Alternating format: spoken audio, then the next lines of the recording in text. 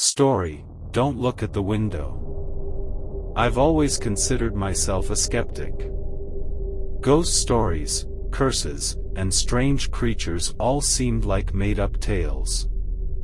But one winter night, I learned that fear is more than just an emotion, it's a survival instinct.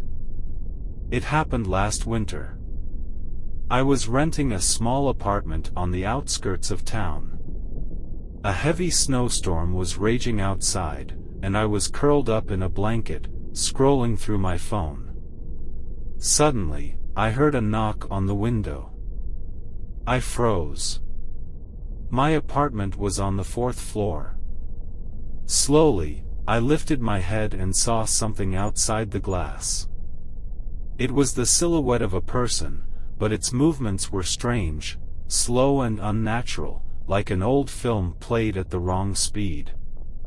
At first, I thought it was just a trick of the light. But then it smiled. That smile wasn't normal, it was too wide, as if the face had been torn from ear to ear. I pressed myself into the chair, unable to look away. The figure vanished, but then I heard a whisper at my door. "You can see me." I ran to the door and locked every bolt. My breathing was heavy, my heart pounding. A few minutes passed, and everything went silent. The next morning, I decided to check the courtyard below.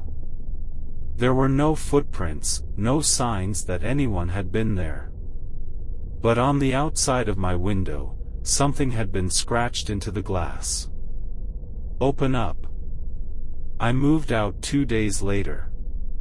Since then, I don't doubt these kinds of stories anymore. Story, The Guest in the Closet.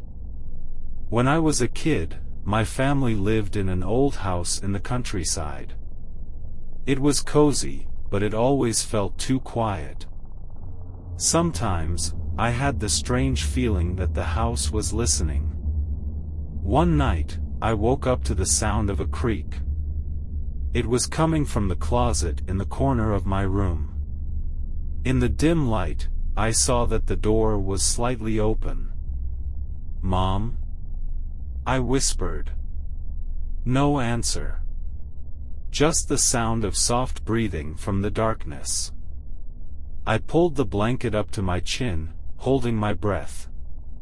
Then the closet creaked again, and I saw eyes staring at me from the gap between the door. I screamed, and my mom ran into the room, turning on the light. But when she checked the closet, it was empty. "It was just a bad dream," she said, stroking my hair. But I wasn't dreaming. Years later, after we moved out, the new owner tore down the old closet. Behind it, they found a hidden door leading to a tiny, secret space. Inside, there was an old mattress and signs that someone had been living there. Since then, I always make sure to keep my closet door shut before I sleep. Story, The Voices in the Walls. My wife and I had always dreamed of owning a home. After months of searching, we found the perfect place, an old but cozy cottage in a quiet suburb. It was cheaper than market price, but we assumed it was just due to its age. At first, everything was great. But after a couple of weeks, strange things started happening. At night, we heard soft noises, like footsteps in the hallway. Sometimes, we even heard muffled whispers. "It's just the wind," I told my wife. But one night, I woke up to someone calling my name. "Alex."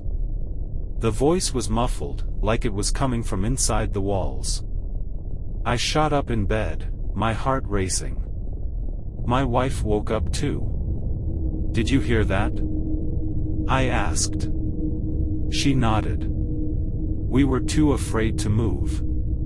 The next morning, I decided to inspect the walls. Since the house was old, I thought maybe mice had gotten in. When I removed part of the wall paneling in the living room, I found a hidden passage. Inside, I saw something deeply disturbing. It was a small secret room, hidden between the walls. There was an old bed, dolls, and children's drawings. But the worst part was the words scratched into the walls. "Help me. They won't let me out." We moved out that same day. Later, I found out that years ago, a family had lived there with a little girl who went missing. She was never found. Since then, I've never ignored strange sounds at night.